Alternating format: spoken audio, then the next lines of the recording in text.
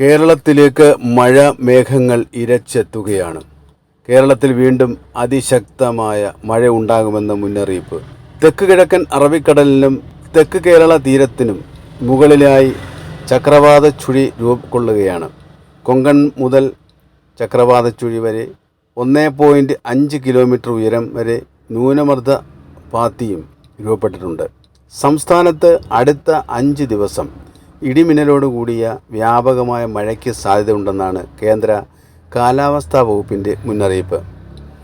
August 15 മുതൽ 19 വരെ ഒറ്റപ്പെട്ട ഇടങ്ങളിൽ ഇടിമിന്നലോടുകൂടിയ അതിശക്തമായ മഴയ്ക്കും മണിക്കൂറിൽ 30 മുതൽ 40 കിലോമീറ്റർ വരെ വേഗത്തിൽ വീശിയേക്കാവുന്ന ശക്തമായ കാറ്റിനും സാധ്യതയുണ്ടെന്നാണ് കാലാവസ്ഥാ വകുപ്പ് അറിയിക്കുന്നത്.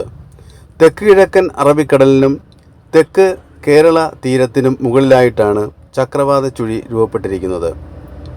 അതിനാൽ കേരള, ലക്ഷദ്വീപ്, കർണാടക തീരങ്ങളിൽ മത്സ്യബന്ധനത്തിന് പോകാൻ പാടില്ലെന്ന് കേന്ദ്ര കാലാവസ്ഥാ വകുപ്പ് അറിയിച്ചിട്ടുണ്ട്. കോഴിക്കോട്, വയനാട് ജില്ലകളിൽ ഓറഞ്ച് അലർട്ടും മറ്റെല്ലാ ജില്ലകളിലും യെല്ലോ അലർട്ടുമാണ് കഴിഞ്ഞ ദിവസം നൽകിയിരിക്കുന്നത്. ഒറ്റപ്പെട്ട ഇടങ്ങളിൽ അതിശക്തമായ മഴയ്ക്കുള്ള സാധ്യതയാണ് പ്രവചിച്ചിട്ടുള്ളത്.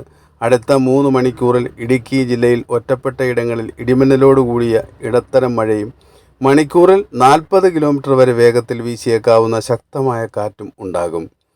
കൊല്ലം, പത്തനംതിട്ട, ആലപ്പുഴ, കോട്ടയം, എറണാകുളം, പാലക്കാട്, മലപ്പുറം, വയനാട് ജില്ലകളിൽ ഒറ്റപ്പെട്ട ഇടങ്ങളിൽ ഇടത്തരം മഴയ്ക്കും തിരുവനന്തപുരം ജില്ലയിൽ ഒറ്റപ്പെട്ട ഇടങ്ങളിൽ നേരിയ മഴയ്ക്കും സാധ്യതയുണ്ടെന്നാണ് കേന്ദ്ര കാലാവസ്ഥാ വകുപ്പിൻ്റെതായ ഒടുവിലത്തെ അറിയിപ്പ്.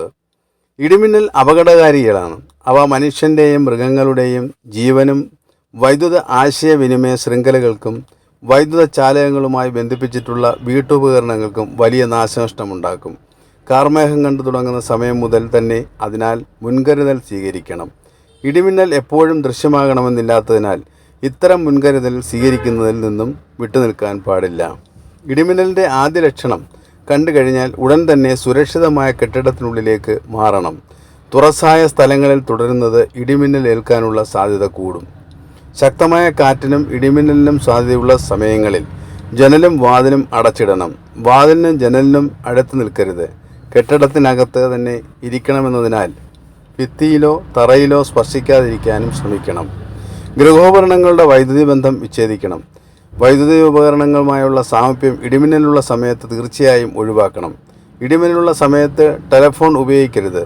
മൊബൈൽ ഫോൺ ഉപയോഗിക്കുന്നത് കൊണ്ട് കുഴപ്പമില്ല. അന്തരീക്ഷം മേഘാവൃതമാണെങ്കിൽ തുറസായ സ്ഥലത്തും ടെറസിലും കുട്ടികൾ ഉൾപ്പെടെ കളിക്കുന്നത് ഒഴിവാക്കുക. ഇടിമിന്നലുള്ള സമയത്ത് വൃക്ഷങ്ങളുടെ ചുവട്ടിൽ നിൽക്കരുത്. വാഹനങ്ങൾ മരച്ചുവട്ടിൽ പാർക്ക് ചെയ്യരുത്.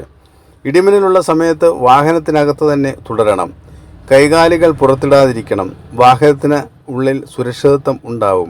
സൈക്കിൾ, ബൈക്ക്, ട്രാക്ടർ തുടങ്ങിയ വാഹനങ്ങളിലേക്കുള്ള യാത്ര ഇടിമിന്നൽ സമയത്ത് ഒഴിവാക്കണം. ഇടിമിന്നൽ അവസാനിക്കുന്നത് വരെ സുരക്ഷിതമായ ഒരു കെട്ടിടത്തിൻ്റെ അഭയം തേടുകയും ചെയ്യാവുന്നതാണ്.